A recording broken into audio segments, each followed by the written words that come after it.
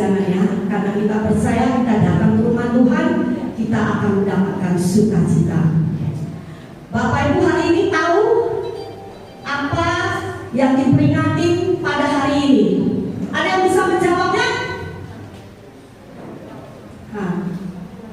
Iya, hari Pentakosta ke-50 di mana Roh Kudus dicurahkan. Bapak Ibu, sebelum saya masuk dalam kebenaran firman Tuhan, saya ingin meluruskan terlebih dahulu. Ketika kita menerima Yesus sebagai juru selamat, kita sudah diberikan Roh Kudus, betul atau enggak? Betul ya? Itu kita pegang dari awal. Karena apa? Banyak orang meragukan apakah dia sudah diberikan seorang penolong, yaitu Roh Kudus bagi kita.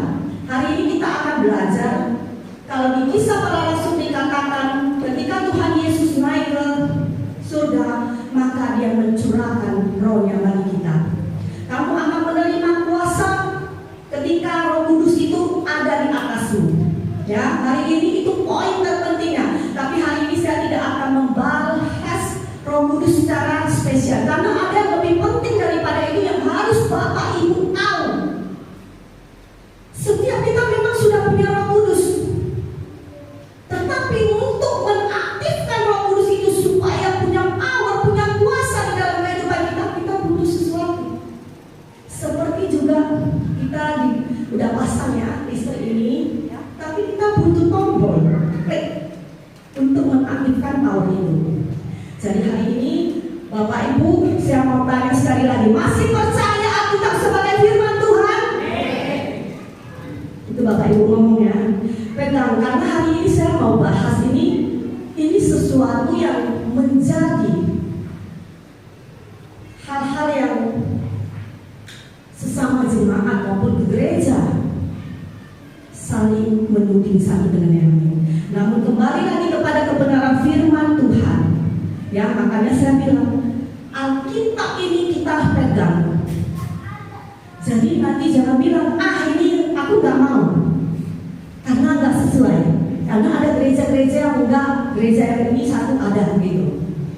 Ya Bapak Ibu, kita akan mulai buka 1 Korintus 2 ayat ke-14, 15, 13.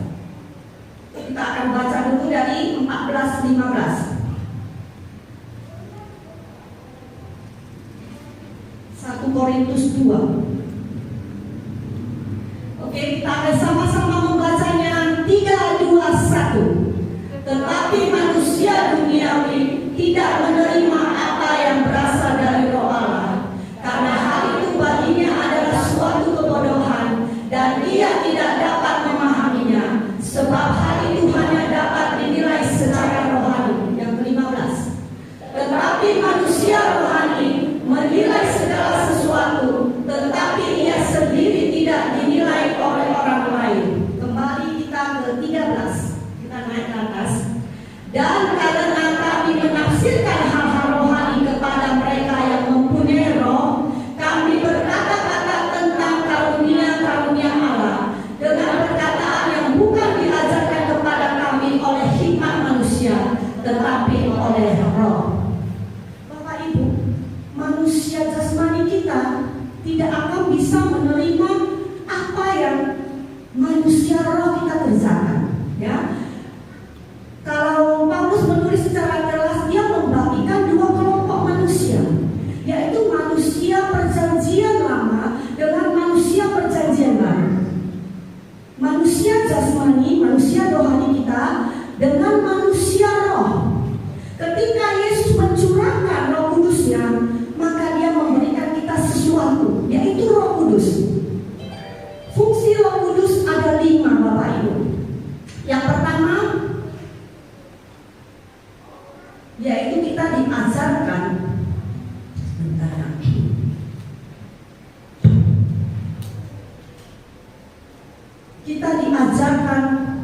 evangelis.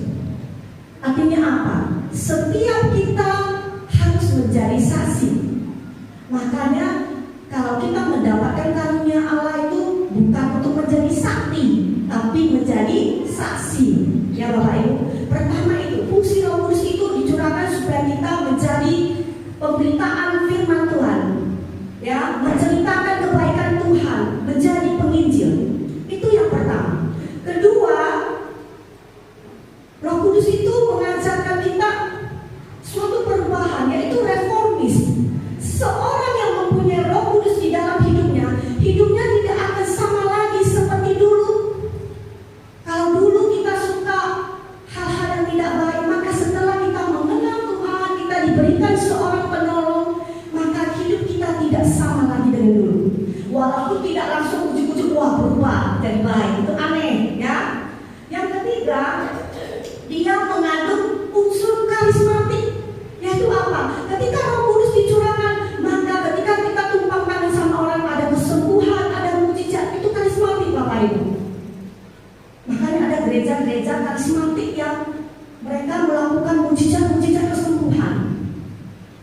Nih, dan yang keempat, Roh Kudus itu ada unsur pedagogis. Artinya apa? Roh Kudus itu mengajar kita. Ketika kita tidak tahu apa yang mau dikatakan, Roh Kudus mengajar kita. Sering nggak Bapak Ibu? Karena kita nggak tahu gimana mau berdoa, tetapi Roh Kudus mengajar kita. Ya. Dan yang kelima, Roh Kudus itu mengandung unsur organis. Artinya apa? Ada organisasi yang tercover dengan baik. Roh Kudus itu tidak membuat seolah-olah kita orang kayak kesurupan gitu. Tidak, tetapi apa? Roh Kudus itu teratur. Bapak Ibu kalau melihat gereja yang sehat adalah gereja yang dia teratur, sistemnya teratur, ya. Terus ketika dalam penyembahan apa teratur. Tetapi hari-hari ini kita melihat begitu banyak yang di luar sana, ketika mereka memuji itu betul-betul mereka tersistem dengan baik, ya Bapak Ibu.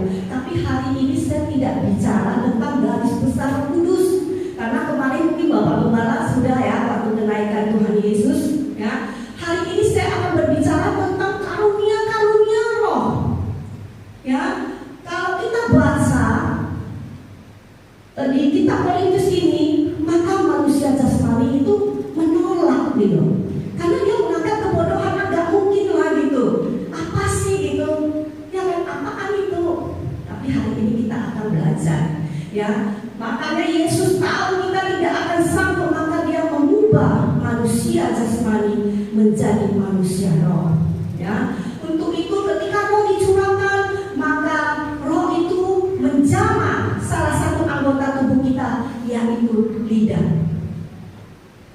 Mengapa harus lidah? Yuk kita buka Yakobus 3 ayat 6 sampai 8.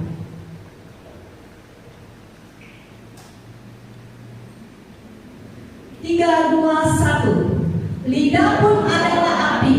Ia merupakan suatu dunia kejahatan dan mengambil tempat di antara anggota-anggota tubuh kita sebagai sesuatu yang dapat menodai seluruh tubuh dan menyalakan roda kehidupan kita, sedang ia sendiri dinyalakan oleh api neraka.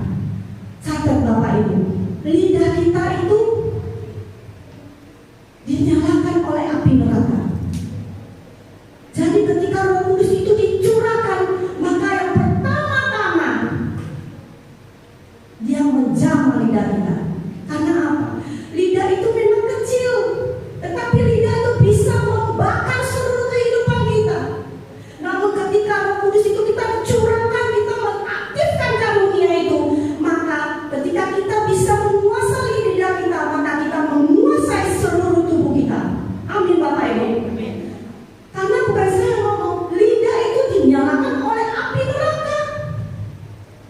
Maka kita tidak perlu ajar anak-anak kita untuk bicara cakap kotor, kasar, tidak perlu. Karena apa? Dengan sendirinya mereka pasti bisa. Karena apa? Karena ini Bapak Ibu, hari ini kita akan belajar tentang karunia roh. Di dalam kitab Perjanjian Lama, maka ada 7 karunia yang sudah terjadi di Perjanjian Lama. Namun ada 2 di Perjanjian Baru, yaitu apa? Berbahasa roh dan menafsirkan bahasa roh. Nah, hari ini Bapak Ibu, saya rindu kita semua mau membuka hati untuk kebenaran firman ini. Karena kalau bicara tentang bahasa roh, terus terang ini banyak terjadi pertentangan antar jemaat gereja. Tapi saya mau katakan Bapak Ibu, ini sangat penting. Kenapa? Karena itu tadi lidah. Kalau kita tidak dipenuhi dengan roh Allah, kita tidak mengaktifkan, maka hidup kita sama juga akan masuk ke neraka. Karena apa? Itu dia dikuasai. Lidah itu seperti yang sangat pas. Kita turunkan lagi ayatnya ke-8. Yang 8. Tetapi tidak seorang pun yang berkuasa menjinakkan lidah. Ia adalah sesuatu yang buas, yang tak terkuasai dan penuh racun yang mematikan. Bapak Ibu baca ini dengan jelas. Dia sesuatu yang buas, lidah itu. Ketika hati kita disakiti, maka otomatis apa yang kita ucapkan itu adalah kata-kata kasar, betul? Nah, makanya hari ini saya meminta semuanya, ayo berkenan membuka hati akan kebenaran ini. Pertama-tama kita gak usah menghujat orang yang berbahasa roh dengan orang yang belum mendapat berbahasa roh. Karena apa? Kita meletakkan kasih di atas segala sesuatu. Orang yang berbahasa roh bukannya dia lebih hebat daripada orang yang belum. Bapak Ibu, bahasa roh adalah karunia daripada Allah. Dan itu semuanya bisa kita dapat. Mungkin hari ini ada yang belum dapat, ya. Tapi di hari pencurahan Roh Kudus ini, saya rindu kita semua membuka hati kita menerima diri untuk dibaptis dengan bahasa roh. Karena apa?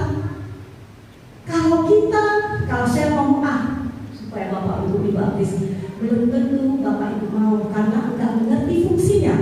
Ya, hari ini kita buka 1 Korintus 14. Kita akan bahas ayat ini supaya Bapak Ibu mengerti mengapa bahasa roh menjadi penting. Dia bukan yang utama, bukan karunia yang utama, tetapi dia penting karena dia adalah kunci untuk membuka pintu yang lain. Ya Bapak Ibu, 1 Korintus 14.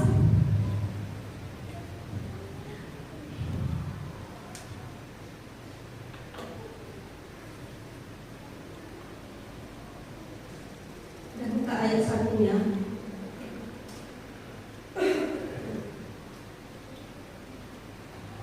Nah, kita akan baca bersama. Kejarlah kasih itu dan usahakanlah dirimu memperoleh karunia-karunia roh, terutama karunia untuk bernubuat. Nah, Bapak Ibu, yang pertama itu adalah kasih. Jadi kita jangan saling menghujat. Ya, siapapun hari ini jangan berkata kepada saudara kita, ini sesat, kita yang paling benar. Tidak, namun letakkanlah kasih itu di atasnya. Yang kedua, usahakanlah dirimu memperoleh karunia-karunia roh. 9 karunia roh itu ada bernubuat, ada kesembuhan, ada bisa membedakan roh, ya, berkata-kata dengan hikmat. Itu semua sudah ada di perjanjian lama. Namun yang 2 itu Bapak Ibu, kenapa perlunya Tuhan memberikan kita Roh Kudus? Mengapa kita perlu mengusahakan karunia-karunia roh? Dia seperti sendok dan garpu Bapak Ibu. Semua diciptakan ada fungsinya. Gimana kita bisa rindu kalau kita enggak tahu fungsinya? Jadi bagaimana Bu? Usahakan. Yaitu apa? Percaya dan minta. Hari ini siapa yang percaya dan minta, maka dia akan diberkati. Ya, kita membuka hati saja. Yuk kita yang kedua. Kita akan sama membacanya. 3, 2, 1. Siapa yang berkata-kata dengan bahasa roh tidak berkata-kata kepada manusia, tetapi kepada Allah, sebab tidak ada seorang pun yang mengerti bahasanya. Oleh roh ia mengucapkan hal-hal yang rahasia. Bapak Ibu, Roh Kudus itu adalah fasilitas bahasa doa.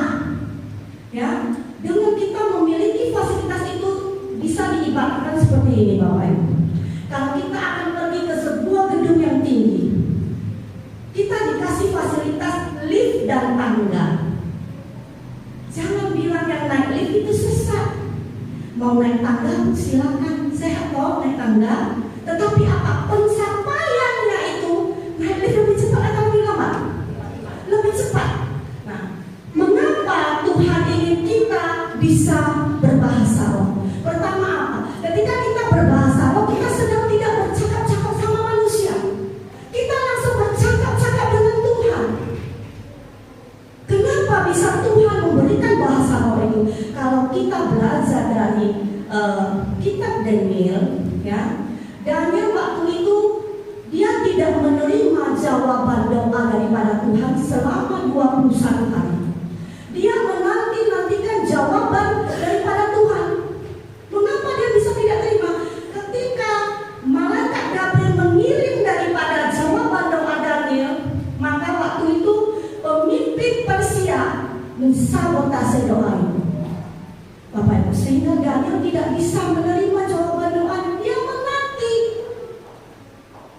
Dan kemudian Tuhan mengirimkan Mikael untuk membantu Daniel, untuk membantu Gabriel untuk berperang. Bapak Ibu, inilah mengapa Tuhan ketika pada masa perjanjian baru Tuhan curahkan roh-Nya, dan Dia memberikan kuasa bahasa roh itu, karunia bahasa roh kita, supaya kita bisa langsung bercakap-cakap kepada Allah. Dan ketika kita bercakap kepada Allah, kita tidak tahu bahasa yang dikeluarkannya apa. Makanya disebut bahasa lidah.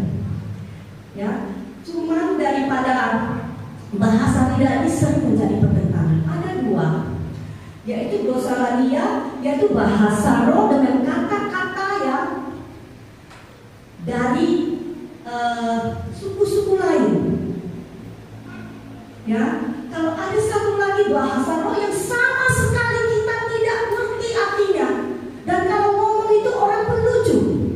Rasa karena nggak ada katanya, nggak akan kita mengerti karena apa, rahasia.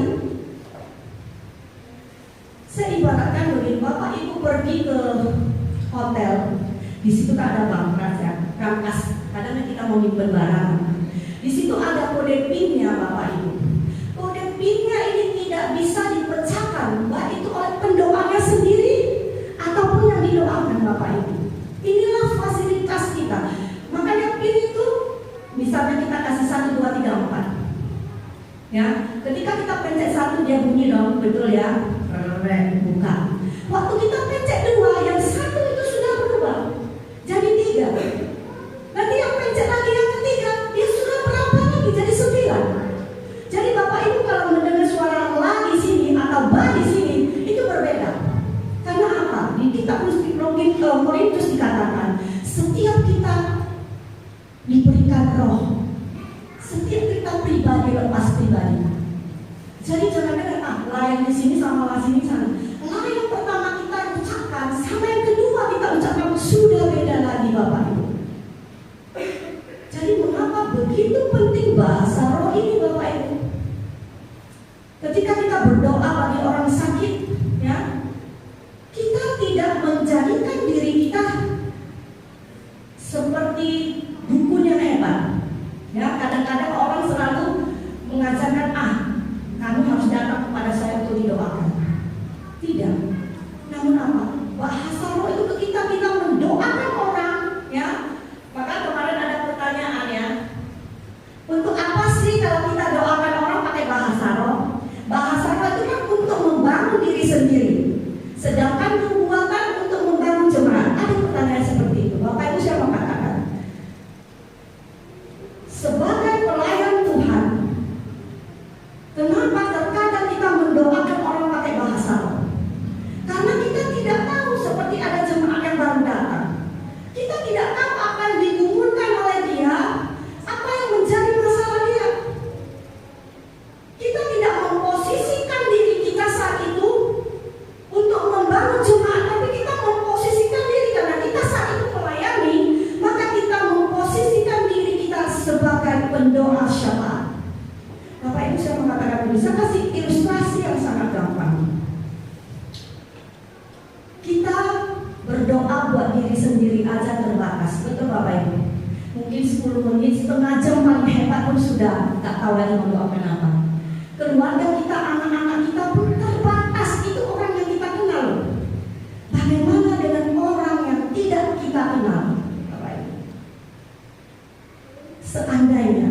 maaf. Orang tuamu ada masalah di ranjang. Bagaimana Bapak Ibu doakan itu? Itulah mengapa pentingnya bahasa roh. Ketika kita berdoa, kita gak perlu tahu kita doakan apa. Karena apa? Kalau kita berdoa pakai akal budi kita, nanti ada di ayat selanjutnya, pakai akal budi kita, itu menjadi bahan pujian orang lain. Kita pun tidak tahu apakah orang tua kita ada masalah atau menantu kita ada masalah. Bagaimana kita mendoakannya sampai betul-betul sembuh? Tidak bisa Bapak Ibu. Makanya apa? Tuhan mencurahkan Roh Kudusnya supaya kita bisa langsung berbicara dengan Dia. Sampai sini mengerti? Ya.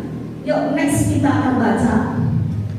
Tetapi siapa yang bernubuat, ia berkata-kata kepada manusia, ia membangun, menasehati, dan menghibur. Next.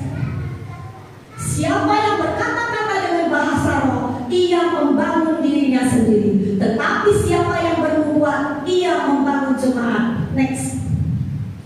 Aku suka supaya kamu semua berkata-kata dengan bahasa roh, tetapi lebih daripada itu supaya kamu bernubuat. Sebab orang yang bernubuat lebih berharga daripada orang yang berkata-kata dengan bahasa roh, kecuali kalau orang itu juga menafsirkannya sehingga jemaat dapat dibangun. Bapak Ibu, ini sering bahasa roh sering diadukan dengan nubuatan. Mengapa ayat ini Paulus berkata lebih bagus nubuatan, lebih berharga? Bapak Ibu, kalau kita belajar Alkitab, kita harus tahu waktu itu penulis menulis konteksnya apa. Dia berbicara kepada siapa? Saat itu Paulus berbicara tentang jemaat di Korintus. Ketika Roh Kudus itu dicurahkan, mereka berbahasa-bahasa lain, betul? Di Alkitab. Dan mereka memakai bahasa-bahasa itu dengan sesuka-suka mereka. Bapak Ibu, contoh Ibu Diana di sini. Dia mau katakan info gereja, tapi dia pakai bahasa roh. Orang katakan apa syanda kaya, mana ngerti kita? Makanya Paulus bilang, aku suka kamu semua berbahasa roh, tetapi lebih dari itu bernubuat.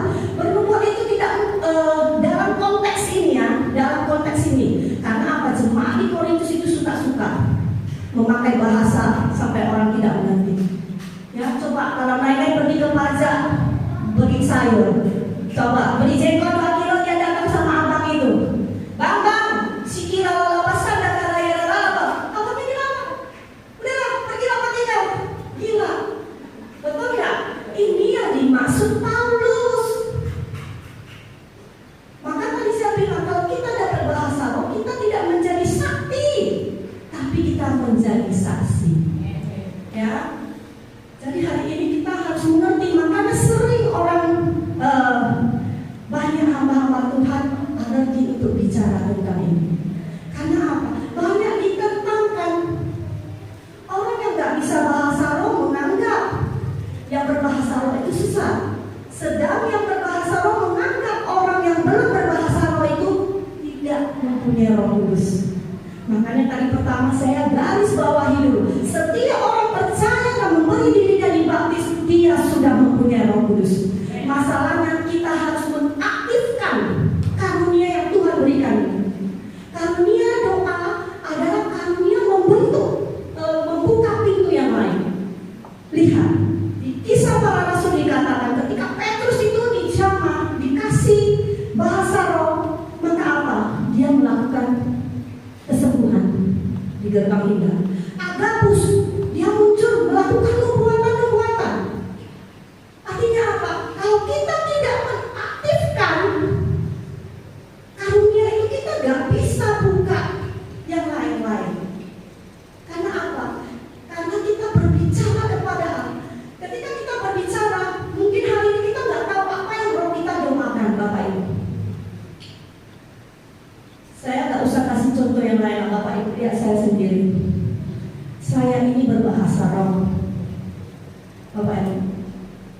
Kalau Bapak Ibu masih ingat terakhir saya khotbah di sini, Bapak Ibu, saat itu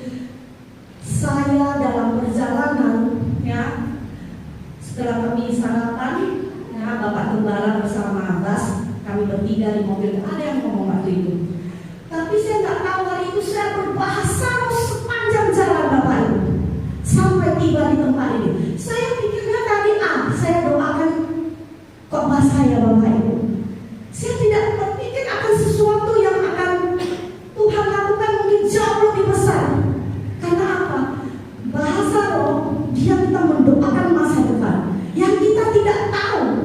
Tapi ketika kita sampai di masa depan itu menjadi masa sekarang, kita baru tahu, oh, rupanya saya sudah berdoa. Pertama kali saya berkhotbah di sini, saya mempunyai beban doa yang sangat tinggi Bapak Ibu. Saya melihat ZKI 15 tahun itu menjadi beban doa saya. Saya tidak tahu. Karena apa? Kalau orang yang penuh ya saya bilang ya, harus penuh di dalam roh itu bernyala-nyala. Makanya di kitab Yesaya dikatakan ada orang yang sampai mata kaki, ada orang yang sampai lutut, ada yang sampai pinggang, ada yang sampai tenggelam berenang di dalam roh.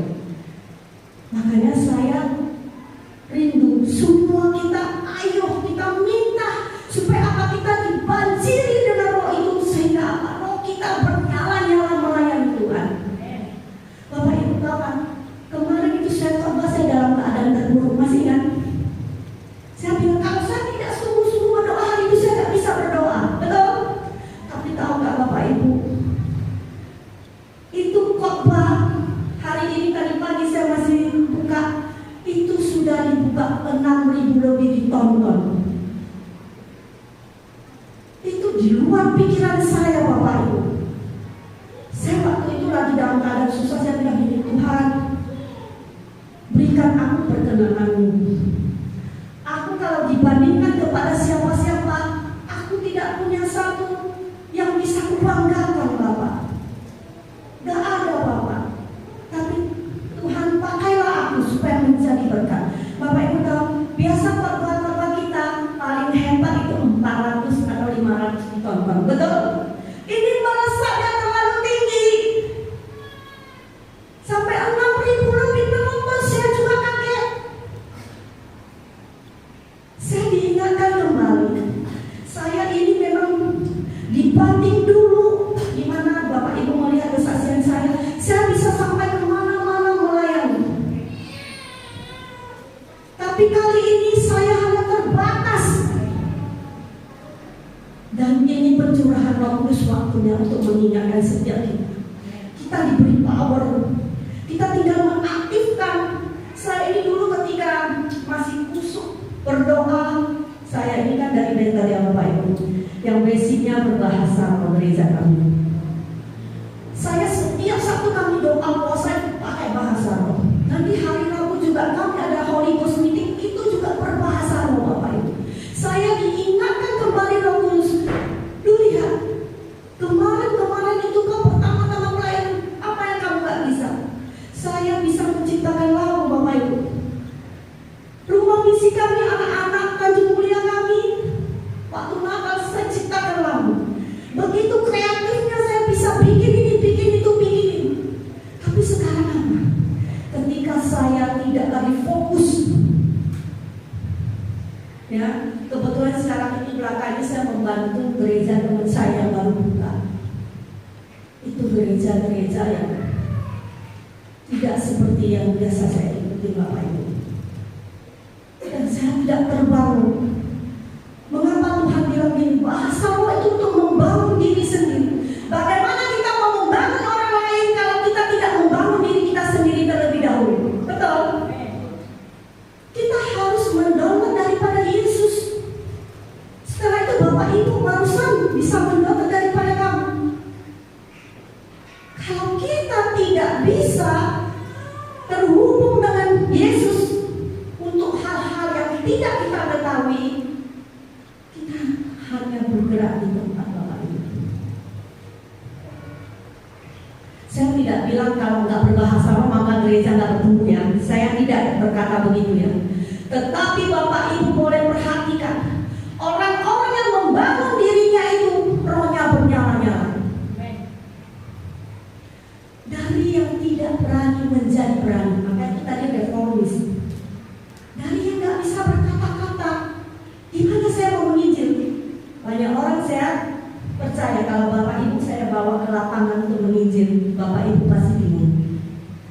cara masuknya. Betul? Tetapi ketika ada roh itu dan roh itu harus penuh, maka ibu gak usah diajarkan lagi gimana menginjil, otomatis itu langsung berjalan. Lihat orang aja kita sudah langsung ini, karena bukan kita lagi. Ketika hidup kita dikuasai oleh roh, maka roh itu yang bekerja. Sampai sini mengerti Bapak Ibu? Jadi itulah pentingnya bahasa roh, bukan yang terutama, tetapi itu penting Bapak Ibu. Yuk kita next, kita akan lompat ke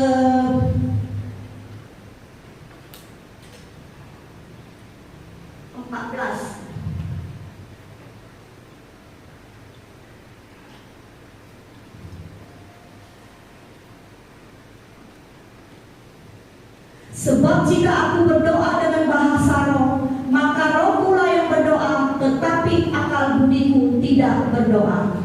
Ini Bapak Ibu, ketika kita berdoa dalam bahasa roh, tetapi ketika kita tidak memikirkan apa-apa. Contohnya begini, saya bangun tidur masih di ranjang, tapi saya sudah berdoa. Oh, Rabakakakara pesan dan karaya Bapak, tapi saya tidak memikirkan apa-apa. Itu artinya saya sedang memuliakan Allah. Bahasa tidak kita mengerti, belum tentu tidak mengerti dari sananya. Dari pihak sana mengerti yang kita omongkan, dari pihak kita tidak mengerti. Tetapi ketika kita berdoa dalam bahasa tanpa memikirkan apa-apa, kita sedang memuliakan Allah. Yuk next kita baca lagi. Jadi apakah yang harus kubuat? Aku akan berdoa dengan rohku, tetapi aku akan berdoa juga dengan akal budiku. Aku akan menyanyi dan memuji dengan rohku, tetapi aku akan menyanyi dan memuji juga dengan akal budiku. Bapak Ibu, kita juga gak bisa kalau doa itu hanya cuma bahasa roh. Kita juga perlu rema. Betul? Yang dimengerti oleh telinga kita, bahasanya untuk membangun diri kita juga. Kalau kita semua pakai bahasa roh itu norak. Ya, ada contoh begini Bapak Ibu, ada satu pendeta, dia ketemu sama adik kelasnya. Adik kelasnya itu norak banget Bapak Ibu. Kalau dia jumpa ya, dia bilang shalom, selamat pagi, dijawabnya shalom. Gak nyambung kan? Apa kabar? Glory katanya. Norak kan Bapak Ibu? Ya, kamu tinggal di mana? Di Yerusalem katanya. Pendeta ini kesel, ya kan? Wah, Yerusalem ya katanya. Oh, berarti kamu lahirnya di Bethlehem. Siap-siap kamu mati di Golgota katanya. Kenapa? Norak. Yang ditanya apa, dijawab apa. Jadi hari ini kalau Bapak Ibu dapat bahasa roh, itu jangan dibikin kesombongan. Itu adalah karunia kita untuk membuka pintu lain. Ya, jangan kayak orang itu. Cobalah itu kata Nina kalau belanja di pasar. Jengkol berapa bang? Pakai bahasa roh. Itu akan diusir. Udah pergilah ke sana. Bikin ribut aja. Ya kan? Kita harus memakai itu pada tempatnya. Nah, dan yang ini, aku akan menyanyi dan memuji dengan rohku, tapi aku akan menyanyi dan memuji juga dengan akal budiku. Mengapa ayat ini bisa dimunculkan? Bapak Ibu saya mau ngomong, banyak orang bisa memuji Tuhan, tapi untuk menyembah Tuhan belum tentu. Mengapa kita perlu memuji dan pakai bahasa roh? Karena apa? Kita gak boleh melarang jemaat untuk berbahasa roh ketika menyembah. Karena apa? Penyembahan yang terbaik adalah penyembahan di dalam bahasa roh, di mana Allah berada di atas puji-pujian, dan ketika itu maka terjadi mujizat. Makanya banyak gereja dia stagnan. Kenapa? Seperti tadi saya ngomong, mana lebih hebat, pakai lift sama tangga? Kalau menyembah kita pakai bahasa, kita sedang mempersembahkan persembahan penyembahan yang paling sempurna, yang hanya dimengerti oleh Allah. Tetapi juga butuh untuk menguji dengan akal budi. Supaya apa? Supaya jemaat terbangun, gereja ini boleh terbangun. Coba colek sebelahnya. Siap bangun, woi bangun. Udah kelamaan tidur, woi bangun. Jadi hari ini Bapak Ibu, saya ingin mengajak kita supaya kita mengalami sesuatu yang gak pernah kita lihat. Siap? Nanti setelah firman ini selesai, saya akan mengajak Bapak Ibu untuk menyembah. Saya berharap di momen pencurahan Roh Kudus ini semua kita dapat karunia itu. Caranya cuma Bapak minta, rindukan itu dan percaya, maka akan dapat. Nanti waktu penyembahan saya minta musik jangan berhenti kalau sebelum saya bikin Korea. Karena apa? Penyembahan itu sangat penting Bapak Ibu. Itu akan mengubah sesuatu yang gak pernah kita lihat. Itu Tuhan akan nyatakan. Kesembuhan akan terjadi dari tempat-tempat ini, akan lahir rasul-rasul, akan lahir gembala-gembala. Amin. Supaya apa? Kita melihat kerajaan Tuhan semakin besar. Kita tidak akan sama lagi Bapak Ibu. Ketika Bapak Ibu nanti saya berdoa, saya akan sampai saya berpuasa, saya bilang Tuhan, tolong Tuhan, aku gak bisa apa-apa, tetapi kamu mampu. Ayo, 15 tahun itu bukan waktu yang sejenak gitu loh. Tapi ayo kita melihat kegerakan Tuhan. Kita dibangkitkan rohani kita. Kita tidak akan sama lagi. Saya percaya setiap kursi itu saya doakan akan penuh. Amin ya. Karena apa? Kita kasihan Bapak Ibu. Sebelah-sebelah kita ini semuanya masih penyembah-penyembah berhala. Kita yang sudah diselamatkan, kita harus membawa mereka untuk datang. Tapi kita tak punya kuasa kalau kita tidak penuh. Jadi kalau belajar Alkitab itu kemarin saya kasih 3, yaitu praktikal, experiential spiritual, yaitu mengalami Tuhan, dan ketiga filosofi teologis. Itulah dari firman Tuhan. Ya, tetapi mengalami Tuhan hari ini saya minta semuanya fokus. Tanggal 14 April yang lalu di Los Angeles, maka ada pertemuan dengan pemimpin-pemimpin agama di situ, dan mereka menjuluki tahun ini sebagai tahun everyone. Setiap orang akan mengalami Tuhan.